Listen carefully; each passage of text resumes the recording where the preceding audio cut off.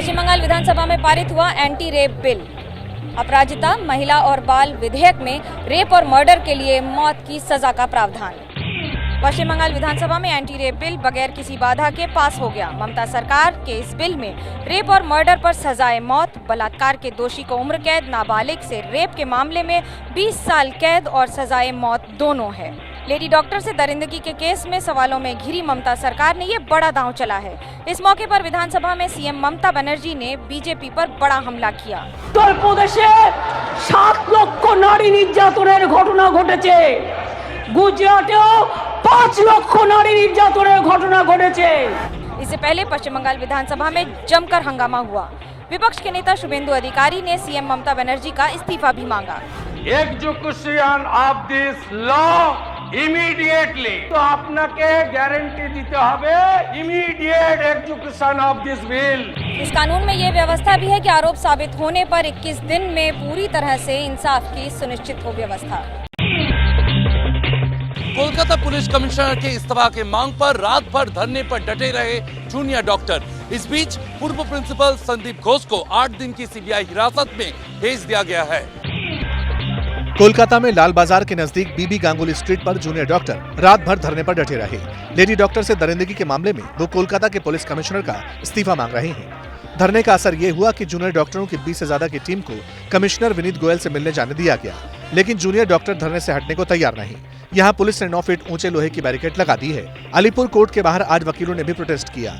वो RG Kar medical college के पूर्व प्रिंसिपल को कड़ी सजा देने की मांग कर रहे हैं।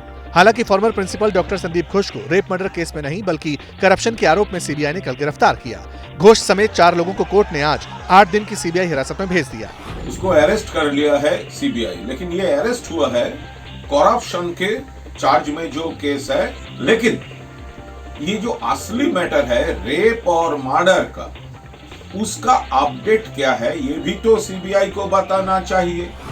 इस बीच बीजेपी लगातार ममता सरकार पर दबाव बना रही है। शुभेंदु अधिकारी की अगुवाई में बीजेपी ने कोलकाता में आज फिर प्रोटेस्ट किया। कोलकाता पुलिस के बड़े अधिकारी धरने पर डटे जूनियर डॉक्टरों को चाय पानी पिलाने धरना स्थल पर गए तो गो बैक के नारे लगाकर जूनियर डॉक्टरों ने पुलिस को वापस लौटा दिया। यूपी में अब सरकार के मंत्रियों की घेराबंदी में जुट गए हैं शिक्षक भर्ती के अभ्यर्थी। डिप्टी सीएम केशव प्रसाद मौर्य के बाद केंद्रीय मंत्री अनुप्रिया पटेल के घर के बाहर हुआ घेराव।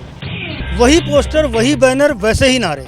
69,000 शिक्षक भर्ती के आरक्षित वर्ग के अभ्यर्थियों ने आज केंद्रीय मंत्री अनुप्रिया पटेल के घर के बाहर डेरा जमा लिया।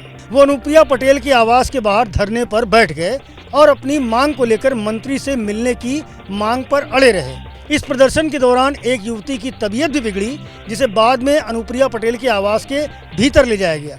इन प्रदर्शनकारियों की मांग है कि हाई कोर्ट के आदेश का पालन किया जाए और जल्द से जल्द नई सूची बनाकर नियुक्तियां की जाए। एक दिन पहले ही अनुप्रिया पटेल ने इन अभ्यर्थियों की मांग का समर्थन किया था।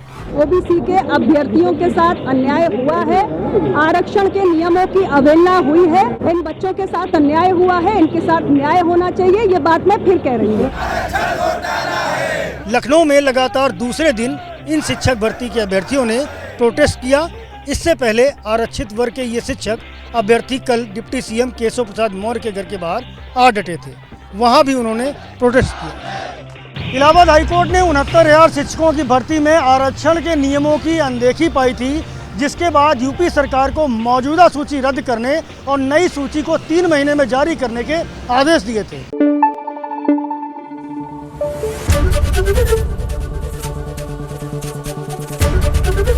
एबीपी न्यूज आपको रखे आगे।